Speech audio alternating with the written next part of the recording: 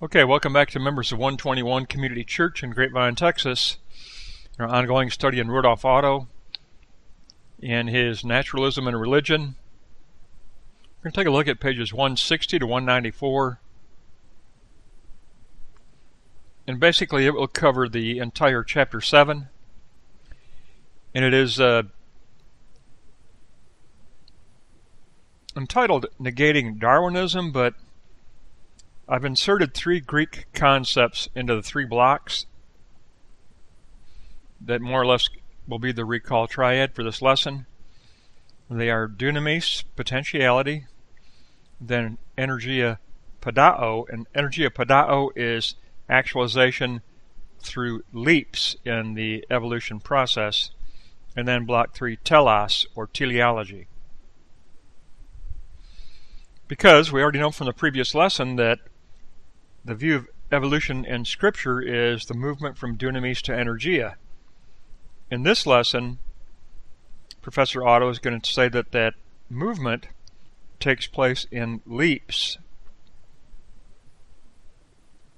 He uses the Latin, but we're going to use he uses the Latin saltere for the leap, calling it saltatory evolution. But the Greek would be Padao for leap, so I've labeled it energia Padao for block 2. But the recall triad will be dunamis, potentiality, energia Padao, actuality, which defines the teleology of the biblical view. Let's begin with block 1. Let's take a look at negating Darwinism. And Otto begins with Fleischmann. He considered Darwin's theory of selection to be an error because it does not explain the origin of new characters. Selection based on utility is rejected because there still exists discontinuity of species within the Darwinian theory. Now, under Lamarck and Lamarckism, he posited selection based on the exertion of organisms themselves, through the exercise of physical and mental functions, through repetition of voluntary actions. Therefore, instinct becomes inherited habit. And then Saint-Hilaire stated that the surrounding world influences directly influence development of living substance and also create change in form. The struggle for existence becomes indifferent. Characteristics evolve from the exercise or non-exercise of functions of the organism in response to world stimuli. So we have these examples within the scientific community itself where the Darwinian theory is being challenged. And then Eimer, in note 4, stated, an organism is relatively plastic and sensitive to surrounding world conditions, which act as stimuli of the nervous system. And this transcends the theory of mechanistic evolution. Instead, he posited the spontaneous self-adaptation of organisms to their environment. He refuted Darwinism. Kasowitz, in note 5, posited neo-vitalistic theory, denied Darwinism because he did not perceive it as an evolution of passive adaptation, but self-adaptation of organisms, where dunamis potentialities of evolution are implied, where it's a movement from potentiality of that which is inherent in the organism.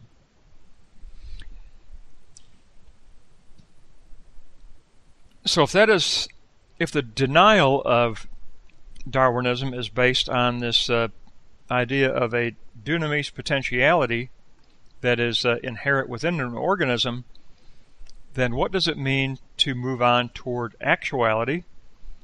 And we'll take a look at that in block 2, and it's called the theory of definite variation. the theory of definite variation. And Otto tells us that we want to synthesize Darwinism and Lamarckism. Darwinism posited the mechanistic passive adaptation. Lamarckism posited active exertion adaptation. And he says that Nagali posited adaptation according to determined internal law.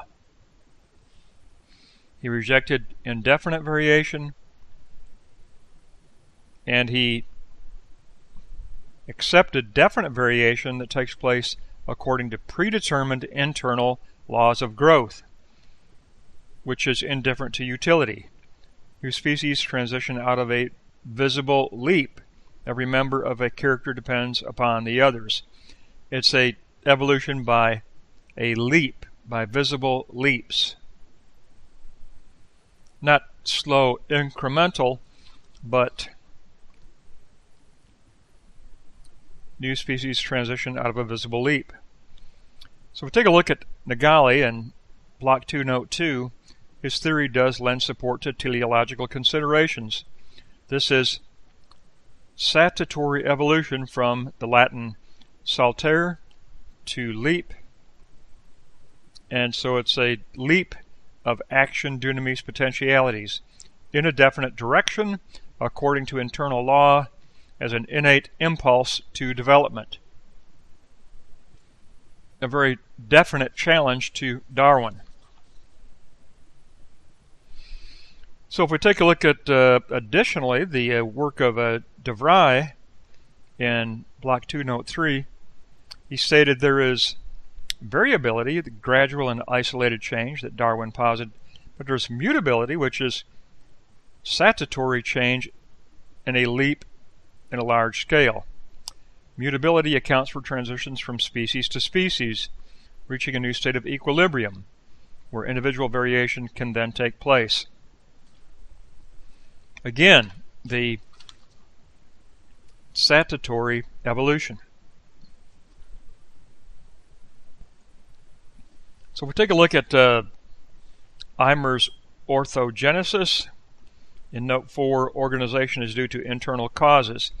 Orthogenesis says that the tendency for evolution to advance is an active response to influences and stimuli without relation to utility, developed according to internal law, internal necessity. So this dunamis potentiality is an internal necessity that is moving toward a definite variation. Now under Note 5, the doctrines of homologogenesis and genopostasis state that some species come to a standstill at a fixed and definite stage. Further supported by Hake, who defended epigenesis of a definite directed saltatory evolution. So the affirmation, after negating Darwinism, the affirmation, even within scientific community, is toward a very definite directed saltatory evolution. In the Greek, Padao, the leap, Padao.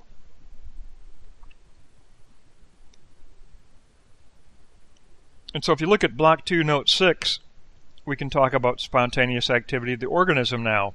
We posit the mysterious power of living organisms that spontaneously bring forth what is necessary for self-maintenance, responding spontaneously to outward stimuli, even producing new species with correlated variations, a domain saturated with teleology, says Otto. Even from the scientific community, we have the door open toward teleology.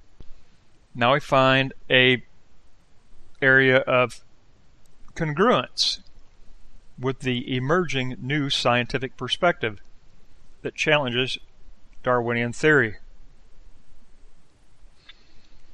So for Otto, the post-Darwinian view is teleological.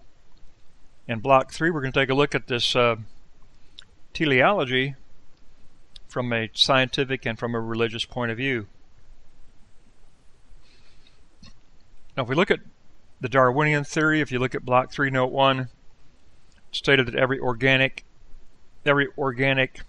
species is capable of variation. Variations arise from internal, external, and external causes, but they are slight and they are individual. The struggle for existence eliminates the useless. It is based on utility. The species is subject to constant variation. The more acute the effective environment, the more rapidly do new forms arise. Evolution takes place through the struggle through existence, which causes adaptation. Perfecting of organisms is from more perfect adaptation. However, this is challenged by the post-Darwinian view. So in Note 2, everything organic is capable of variation as an inherent character of living form, an inherent principle, an inherent law, an inherent potentiality. Variation is saltatory as the starting point of new species. Fully developed species split up into new forms